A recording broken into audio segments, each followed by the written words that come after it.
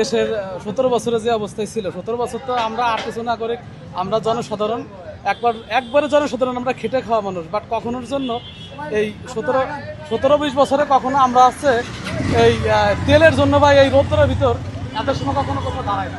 প্রায় 2 ঘন্টা হয়ে গেছে, 2 ঘন্টা প্লাস। ভোগান্তি আসলে খুবই যন্ত্রণাদায়ক, এটা আসলে স্বীকার করার মতো না, কারণ আপনারা নিজেরাই লাইভ দেখতেছেন। নায়াসিনামাইড ও স্যালিসাইলিক সমৃদ্ধ লিলি ফেস ওয়াশ যা ফেসের ডেড স্কিন সেল দূর করে দেয় দ্বিগুণ ফাস্টার ব্রাইটেনিং। পাম্পে 2 ঘন্টা 3 ঘন্টা সিরিয়াল দেওয়ার পরে আমরা পর্যাপ্ত তেল পাচ্ছি না। সরকার যে নির্ধারিত কোটা করে দিচ্ছে, সরকার বলে দিচ্ছে যে 500 বা 600 টাকার তেল দিবে একটা বাইকে, কিন্তু ম্যাক্সিমাম আপনি পাম্পে গেলে দেখা যাচ্ছে 200 টাকার তেল দিচ্ছে। 2 ঘন্টা 3 ঘন্টা সিরিয়াল দেওয়ার পরে আমরা 200 টাকা বা 300 টাকার তেল পাচ্ছি। এটা আমাদের জন্য আরও বেশি ভোগান্তি। প্রত্যেকটা পাম্পে তেল আছে কিনা, উপর থেকে মনিটরিং ঠিকমতো হচ্ছে কিনা, এটা যদি তদারকি ঠিকমতো হয় তাহলে আমরা ছাত্র, শিক্ষক, জনতা সবাই সুখে সমৃদ্ধিতে থাকতে পারি। পাম্পে আমরা তেল পাই না, কিন্তু বাহিরে কিভাবে তেল পাই?